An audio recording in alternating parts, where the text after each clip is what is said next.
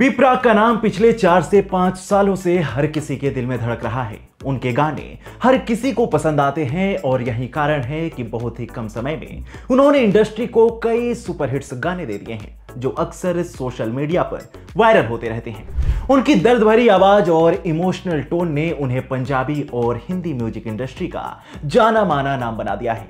लेकिन बी प्राक के इस लाजवाब करियर के पीछे एक लंबा संघर्ष और पारिवारिक असहमति की कहानी छिपी है जिसे जानकर आप भी हैरान हो जाएंगे। नमस्कार, मैं हूं आपके साथ अवनीश और आज की वीडियो में मैं आपको उस घटना के बारे में बताऊंगा जब मशहूर सिंगर बी प्राक को उनके म्यूजिक डायरेक्टर पिता ने लॉन्च करने से मना कर दिया था। हाल ही में एक इंटरव्यू में बी प्राक ने अपनी जिंदगी के उस पहलू का खुलासा किया जिसे उन्होंने अब तक दुनिया से छिपा कर रखा था। उन्होंने बताया कि उनके पिता पंजाबी म्यूजिक इंडस्ट्री के मशहूर संगीत निर्देशक वरिंदर बच्चन नहीं चाहते थे कि उनका बेटा सिंगर बने। वरिंदर बच्चन ने कई लोकप्रिय पंजाबी गाने और भजन तैयार किए थे और जाट पंजाब दा जैसी फिल्मों में काम भी किया था। बी प्राक ने बताया कि बचपन में जब वो अपनी मां के साथ बैठते थे तो हमेशा कुछ न कुछ गुनगुनाते रहते थे।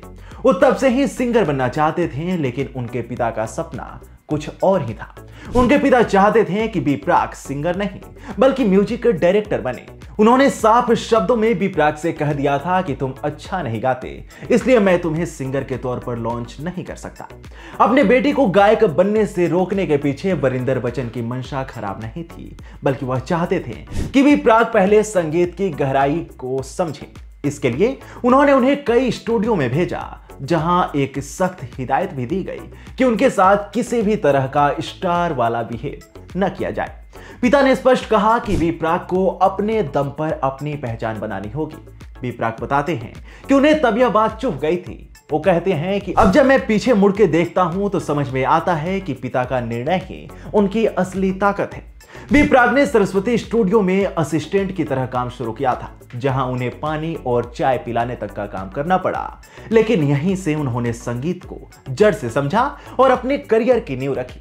ध्यान देने वाली बात है कि पिता के नाम के बिना बी प्राक के लिए अपनी पहचान बनाना आसान नहीं था, लेकिन उन्होंने हार नहीं मानी। उन्होंने बताया कि यह मेरी जिंदगी की सबसे बेहतरीन सीख थी। उस समय तकलीफ जरूर हुई, लेकिन आज मैं जो भी हूं उसी फैसले की वजह से हूं।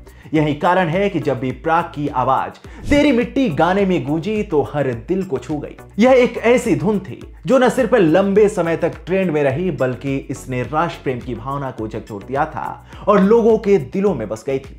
आपको बता दें कि साल 2021 में वरिंदर बच्चन का निधन हो गया। वह अपने बेटे को उपलब्धियों के महासागर में डुबकी लगाते नहीं देख पाए। आज उनके बेटे का नाम संगीत के 7वें आसमान पर भी चमक रहा है, लेकिन उन्होंने जो सख्ती और मार्गदर्शन दिया वही बी प्राक के करियर की सबसे मजबूत नींव बन गया। आज बी प्राक जिस मुकाम पर हैं वह न सिर्फ उनकी मेहनत की कहानी है, बल्कि उसमें वरिंदर बच्चन की डांट और दुत्कार भी हैं।